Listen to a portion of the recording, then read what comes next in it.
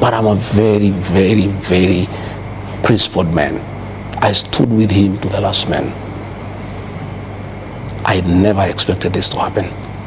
You know, my family is devastated. You know, that this can be happening to their father. A man who went out of his way to start with President William Ruto and make sure he is elected president and took the flag for it. And I say, even if there is a jinx around this position, at least President William Ruto was allowed to do his work for 5 years without interruption, without harassment, for 5 years. I've only done 1 year. And what is happening to me is worse than what happened to President William Ruto. I asked President William Ruto, please allow me to work. Allow me to work for the remaining 3 years. Let me serve the people of Kenya. There is some mischief. First, let me tell you some. I am a very obedient public officer. I was a man in uniform, and I have tremendous respect for the president and his office. And I will be the last person not to attend events by the president or to go late.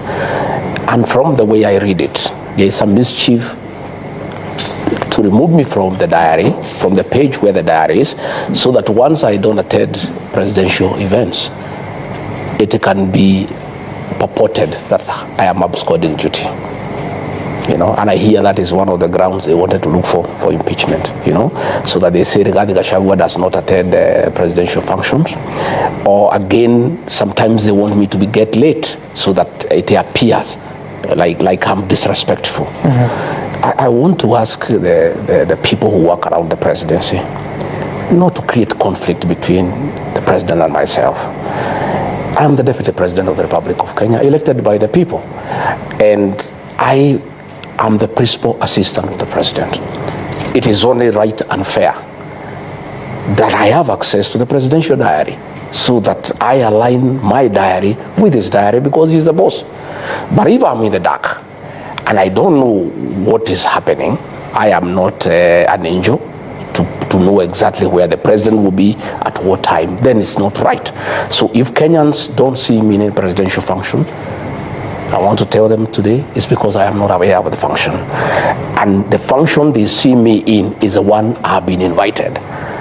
But previously, I had access to the diary, and without even talking to the president or even to the controller, I would align my diary with his, because his takes precedence over mine because he's a boss, you know. Now it becomes very difficult for me even now to work on my diary because I don't know what the president has. So it has really even made my work very complicated because I am just there not knowing what the president has. So I am not able to arrange my events, you know, going forward. But what I'll do, I'll talk to the president at the right time, and I'll see what is the problem. Okay. I don't think the president, in my view, will be petty to ask anybody to remove from the diary. I think it's just some handlers around the presidency who want just to create mischief, to portray me as somebody who is disrespectful, and to portray me as somebody who is absconding duty. I am a workaholic, and everybody knows, including the president. I'm available for duty. I'm available to assist the president 24/7. Right. But work needs to be made, you know, straight so that we are able to work properly, so that I align my diary with his, and I'm able to assist him as it is supposed to be. All right. Who is the custodian of that diary? There is a page with everybody there. There's head of public service, there's the president himself, there is a controller of state house, there's a deputy chief of staff, there was me, there was my chief of staff, there was my private secretary, there are security people, the people really who handle the president and myself were in that page. And you know, we even share. What do you mean with the page?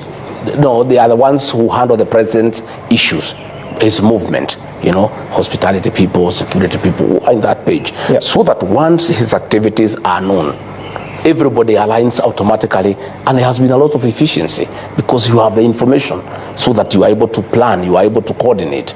If you are flying, you know, you are going by chopper, you prepare. If you are going by road, you know.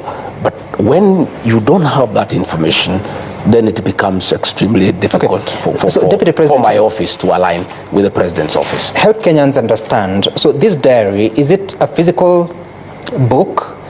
Is No, it no, it's a WhatsApp group. It's a WhatsApp group. WhatsApp group. It's every day, things now are good with this digital space. It's a WhatsApp group, and it's updated as you go on. And the president updates it sometimes himself, the controller does, and we all keep on aligning. So sometimes he'll have a program, he'll move it from this day to that day. I get into my diary and change mine and align with his. You understand? So your team is no longer in that WhatsApp? No, I am myself. I was removed. My private secretary was removed. My chief of staff was removed. So we have no access to the president's diary. Who removed you? The private secretary to the president. Who's that? Yeah. He's called Mayo. I'll show you. I was looking for my phone. I wanted to show you. He removed me. So once we are not there, then we don't know what's going on. So let no Kenyan, and let those people in State House who are trying to say that I don't attend meetings, let them return me in the page so that I know what the president is doing, where he's going, what time, so that I'm able to align and give him support. Sisi tuliunga Rais William Ruto mkono kwa hiari yetu na tulimpenda. Watu wanapanga hii maneno, tafadhali msitujaribu. Tusiambie sisi ya kwamba sisi ni bure. Tuheshimiwe, na watu wanataka waheshimiwe na kiongozi wao waheshimiwe. Na mimi niambie wale watu wanatukana Rigathi Gachagua, si Rigathi Gachagua wanatukana, ni wale wananchi walimpigia kura. Mimi nataka nimalizie kwa kuwauliza sisi wote tuweze kutembea barabara ya umoja, tuungane, tushirikiane, tufanye kazi pamoja. Sisi hawa wananchi, umesikia askofu walisimama mbele ya madhabahu wakatuombea, na walituombea tupate nafasi ya uongozi, na hiyo nafasi ya uongozi Mungu ametubarikia, tumepata nafasi ambayo iko sasa yetu kama viongozi ni kujenga taifa letu, kupanga maendeleo ya barabara, ya maji, ya shule, ya elimu, ya mahospitali, ya ajira ya vijana wetu, mambo ya housing, mambo ya markets. Hiyo mipango yote hapa Nyeri tunajenga soko mpya 11. Ine tayari, moja karibu 90%, ingine inaendelea. Hapa Nyeri mpango yetu ni first 5,000 houses. Zingine ziko hapa, zingine ziko katika mpango yetu. So hiyo mpango yote. Maneno ya 2027. Tafadhali tupunguze mambo ya 2027. Huko 2027 ni Mungu na wananchi ndio wataamua. Lakini sasa tuko na miaka mitatu. Hii miaka mitatu haitakuwa tu ya kupanga vile utashinda tena 2027. Panga kwanza vile ya kutumikia hawa wananchi. Ama namna gani jameni?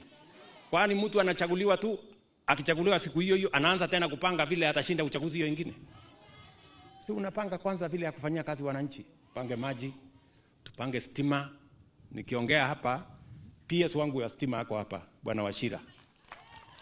Huyu Bwana Wachira nimewambia hapa Nyeri katika awamu ya kwanza ambaye program inaendelea saa hizi, nyumba 10,000 mpya tuweke stima.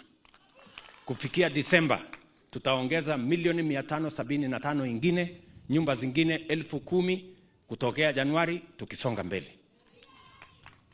Hivyo na mipango yale mengine yote. That is what we must let us focus ourselves on delivering the commitments we made to the people of Kenya